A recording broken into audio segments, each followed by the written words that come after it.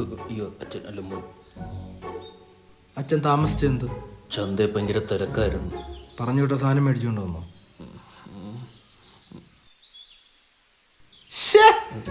ഇത് ഗേൾസിനുള്ളതല്ലേ, ബോയ്സിനുള്ളത് എന്തേ?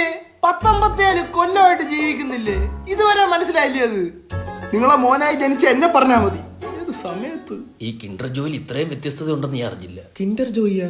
അച്ഛാ, ചേട്ടനോട് കളിച്ചു നടന്നവർക്കൊക്കെ 2 പിള്ളേരായി. നിങ്ങൾ അങ്ങനെ അടുത്ത് പഠിക്കുവാൻ പറഞ്ഞേ. എടാ മോനെ, ഇത് പറയാൻ ഞാൻ അവന്റെ അടുത്തോട്ട് ചെല്ലുമ്പോ അവ അച്ഛനും ഞാൻ മോനുമായി പോകൂടാ. ഇയാളിത് എന്തോന്ന് അച്ഛൻ? എന്താടാ ഈ സാധനം അവിടെ ഇട്ട് ചെല്ലി പോ. വലിയ പരിപാടിയാണല്ലോ. സൂക്ഷിച്ച്. ഇതാര് മോനെ? പടയാളിയാ. ഏത് രാജ്യത്ത്?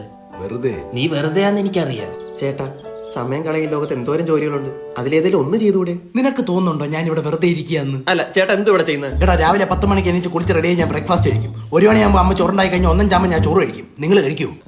ഇല്ല. ഇന്ന് എന്നെ കുളിച്ചോണ്ടിരിക്കാൻ ടാങ്കിലെ വെള്ളം തീർന്നു. ആരാ മുട്ടിട്ടെ? ആരാ ആരാ? ആര്? ഞാൻ. അതുകൊണ്ട് നിങ്ങൾ 2 പേരും കുളിച്ചു. അത് പിന്നെ എനിക്ക് ജോലിക്ക് പോണ്ടേ? നീ ഈ ജോലിക്ക് വന്ന സമയത്ത് അച്ഛനെ അമ്മയെ നോക്കാൻ ആരുണ്ട്? ഒന്ന് ചിന്തിച്ചു നോക്കെ. ഈ വടി പോലെ നിൽക്കുന്ന മനുഷ്യൻ ഊന്നുവടിയായില്ലെന്ന് ആര് കണ്ടു? അതുകൊണ്ട് വീട്ടുകാർക്ക് വേണ്ടി ഒന്നും ചെയ്യുന്നില്ലെന്ന് മാത്രം നീ പറയരുത്. വീട്ടുകാർക്ക് വേണ്ടി ജീവിക്കുന്ന ഒരു സൂര്യനാരായണ വർമ്മയാണ് ഞാൻ.